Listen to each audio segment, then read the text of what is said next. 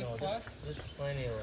Are you using a disposable camera from 1993? I certainly am. It's fitting. Hey guys, Frank here from Garageaholic giving you the final episode of the E30 M3 S54 behind me. This is the henna red one, not the fire orange one, which is also a concurrent series that we're doing. But in today's episode, we're going to be doing air conditioning work. We're going to be getting the AC running and functional. We're going to be making sure that all the electrical gremlins on this car have been worked out, and we're going to be going for our first drive.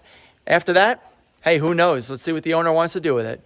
Guys, thanks for watching, and please enjoy. We've got a little bit of work to do inside, a little bit of electrical diagnosing. We got to clean up the wiring in there, but everything does work. We've got to put the steering wheel back on, which is not going to be a big deal. And we are going to work on our air conditioning today. So we have our vacuum hooked up. We actually hooked up our vacuum. We started vacuuming the system. We had a couple of lines that were already leaking, grossly leaking in fact. The two lines that were going to the compressor down there, those were completely loose, so we had to tighten those. That was not fun. And then we started doing our vacuum test. So we did the vacuum test and we held it at pressure, at vacuum, for probably about, I don't know, a half hour. And that got all of the moisture out of the system, all the air, all the moisture out of the system, and it's completely evacuated it. Then we turned the pump off and we closed, not this, we've actually closed just these. These are the two that connect to the yellow line, which is the vacuum. And after we do that, then it basically seals the system from the vacuum. So this is showing vacuum of the system, and that's going to the red and the blue lines that are going to this, which are open still. So these are basically open to the lines, characterizing the pressure in the system. And as you can see, it is holding really good at negative 30 inches of mercury, or inches of mercury. And this one here is a little bit more than that. But it's always been like that. It's always been just a little bit more than 30, like 25 or something. So that's normal. That is the way it was when we first left it. And that is exactly the way we left it too. So in my mind, we have basically gotten vacuum. We are very good with the vacuum. So what we're going to do now is we are going to turn the vacuum on again. We're going to start filling up, getting our R134A cans ready. And looking at our pressures in the system and comparing it to the outside temperature. So that's how we're going to fill this up to a chart that I'm going to show you right here. And that chart basically, based on the temperature on in the outside atmosphere, is going to show you what the pressures should be for the air conditioning system, the low and the high pressures. But we have to obviously start the engine, and we have to make sure that the compressor actually works when you push the button. So there's a little bit of diagnosing that we still have to do there to make sure that the compressor clutch actually still works. But everything is hooked up. Our R134A switch is installed and it's rewired. So all that has to be checked and tested, of course, first. And then it's just a matter of making sure that we have the right pressures. We're right around 150. You can see the 100 there, the 200 there. We're right around 150, 155. The low side pressure is between 0 and 50, so it's around 25. So we need to add a little bit more refrigerant. Let's see what the air temperature is doing inside the car. It is nice and chill in here. And let me zoom in on this. I don't know, 50 degree air coming out of there, right? It's definitely cold, I'm not gonna lie. So what we need to do is add a little bit more and get that pressure right at 150 to 170 on the high pressure side, and then absorb the low pressure. So we added just a little bit more R134A. You can see that red needle is just higher, about 170. Which for 75 degrees, low pressure and the high pressure should be just about 170. And the inside temperature is just a little bit less than 50 now. You can see really closely there. It's actually less than 50, it's like 48. For a 75 degree day, that's really, really impressive. So I think right now we've got this set up and done. All right, so some updates. I realized that after we tried starting and trying to drive this car, we realized that we actually can't get it into gear. Like, all right, well, what if I just put it in gear when the car's off, push the clutch in, and then try to drive, just try to start it, right? I try to start it, even with the clutch pedal pushed in all the way, the car moves in first gear or reverse or whatever gear I'm trying to go. So it's not disengaging the clutch. So whenever that engine is idling, it's transferring that torque to the input shaft of the transmission, and it's actually making the car move. So you can't shift into gears, it grinds, all that stuff is happening. So we need to take the transmission out of here, which is a Getrag 420G, and we need to inspect to see what's going on, because I think that there's a problem here when it comes to the squealing. Now he's letting the clutch out. All right, it's a transmission thing. Got it. and you've got the non-shifting capability, I think that we've got a drivetrain issue that we need to inspect. So unfortunately, we've got to remove the transmission. All right, so we've removed the transmission, and we have a lightweight flywheel, single mass. We've got a high-performance clutch here, which I'm not sure what this pressure plate and clutch combo is. But when we removed the transmission, we saw that this sleeve, this is the sleeve here, has significant wear on it. You can see that wear there, which is not supposed to be, right? So what we were finding is that all we needed to do was put a little bit of pressure on the clutch pedal, and that basically brought that out so that this was no longer spinning on this and creating that noise. So you push the clutch pedal just a little bit, and bam. Now the surface of the throwout bearing is prouder than the surface of this. The problem is, though, not this setup. This is actually good. We do need to replace this sleeve. But the problem, I believe, and I haven't removed it yet, is that the clutch disc is installed backwards. And this part of the clutch is actually pushing up against this guy right here. So if the clutch was turned backwards, and we'll find that out, I think that what you'll find is that this is actually supposed to be facing the flywheel, and that the opposite is true. So yeah, we're gonna end up figuring this out. Let's take this pressure plate off. Okay. Yep. This here says gearbox side, and it was clearly installed that way. So the clutch was backwards. I think that the rest of the car is good. All we need to do is just turn this around and then install it. And you can see here how much less the clutch protrudes from the, from the setup. So I think that's the problem. We do need to do some rework there. Whether we need to replace a part, I don't know yet. I'm gonna need to take a look at the inside of the bell housing, take that sleeve off, and see what's going on in there too. Let's get this reinstalled. So now we got the clutch installed in the correct orientation. You can see that there's plenty more of a gap between the fingers and the clutch disc. So we are good on this. I've torqued everything up to spec. Now it's just a matter of taking care of the other half, which in this case is this guy. And you can see all of this has been marred on the sleeve, and it doesn't slide anymore. So this is actually a repairable setup. We don't need to buy any more parts. The throwout bearing is still good. It's fine. It's actually brand new, and it wasn't damaged.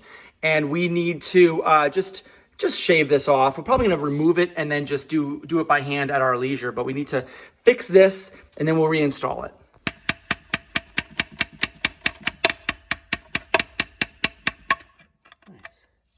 Okay, so we've gotten everything fixed. We removed the sleeve completely, and we checked to make sure that there were no shavings in the inside. There were, so we had to clean everything out with some brake clean, which was nice, helped clean everything up. We also made sure the throwout bearing is working properly, that everything is sliding. So as you can see here, everything is sliding really nice. And now we know that the clutch disc is not gonna be impeding onto the transmission input sleeve. So I think we're good. We can reinstall the setup. All right, so now we're bringing the car down after having fully reassembled everything, making sure that the clutch works, that the clutch pedal works. And we're gonna see if we can rock this thing back and forth. But before we do, Dan, we're gonna leave it just like that and see if the wheels move. Take it in little baby steps. All right, so what we're gonna do is we're just gonna get on in, give it a quick start. Clutch in. Feels good? Neutral. Okay. Oh, yeah. It actually feels a little better at the friction point. Yeah. Like just at the beginning of engagement. Can't wait to feel it. All right, give it another start. Should fire right up now.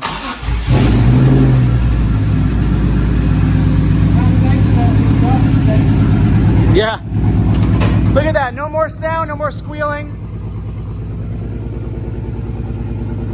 All right, Dan, put it in the first.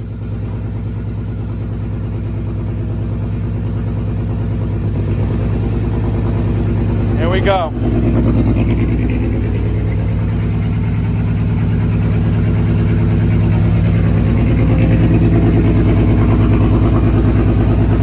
Nice job. All right, now it's on the ground and we can rock it back and forth a little bit.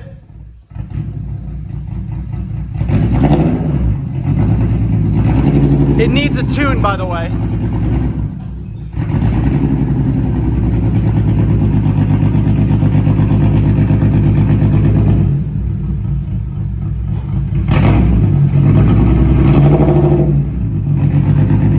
All right, now it's time to go for an initial test drive. We've done a lot of stuff on this car. We've done a lot of diagnosing and debugging and making sure that everything is good and settled. We don't have a plate on it yet, but we're just gonna be driving it up and down on my little country road here.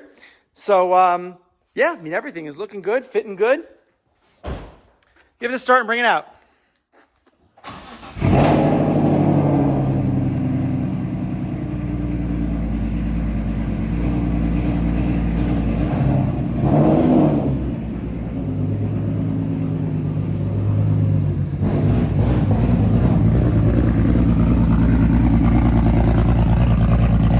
All right, so now we're going for the drive. And I gotta scream because it's loud. And we're gonna go left. We're gonna start going downhill. Easy, easy. Nice. All right. Feels pretty good so far.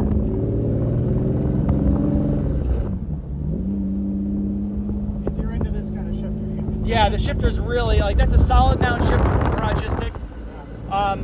It's definitely something that is particular to someone's taste. I like more of the rubbery feel.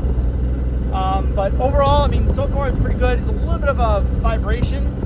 And I checked all of the driveline, so I don't know what that vibration is, but I'm gonna have to look into it. Yeah, you can see here, we're just playing around here. The speedometer is flickering all over the place, and that's because we do not have that hooked up to the differential speed sensor. We're playing with the sport button, on, off, so you can see the difference if you keep your foot firmly on the pedal, and you can see and feel the difference. All right, we're coming back now, and the results of the first drive were pretty good so far. For the very first drive that we've ever done in this car, I'm pretty impressed. We went around the block, we went up hills, we went down hills. We accelerated pretty hard, but it's just so loud, so it's, you know, it's just hard what it's doing is it's hesitating. And it just feels like there's a misfire. So I want to look into that a little bit more and see what's going on there. So a quick OBD2 code revealed that cylinder 2 is misfiring. So we swapped over the coils, it followed the cylinder, we revealed we need to replace all 6 coils. So we did that by removing all the black ones and putting in high performance red ones.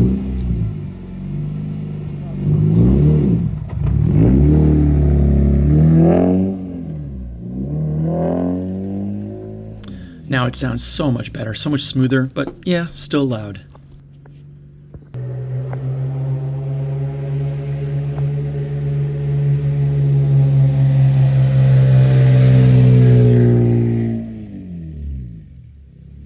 Joe V is actually getting an alignment on this thing, and we got doing a 4-wheel alignment. And I gotta tell you, I think I actually did pretty good on the first shot. I got all 4 wheels, or at least 3 out of the 4 wheels within spec. Camber and toe, not bad. So we got Ellie working on the last one, the passenger rear, and there is a bit of toe situation, so she's working on that right now, because again, it is adjustable with the Garageaholic camber and toe kit on the back and the subframe. So now we're finishing this up, and we're gonna see how it looks. Get it closer. Great, right?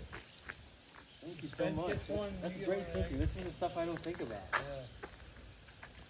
So I'm taking some pictures of him with E30 with my phone, and I hear like a winding sound coming up from him, and I had to ask.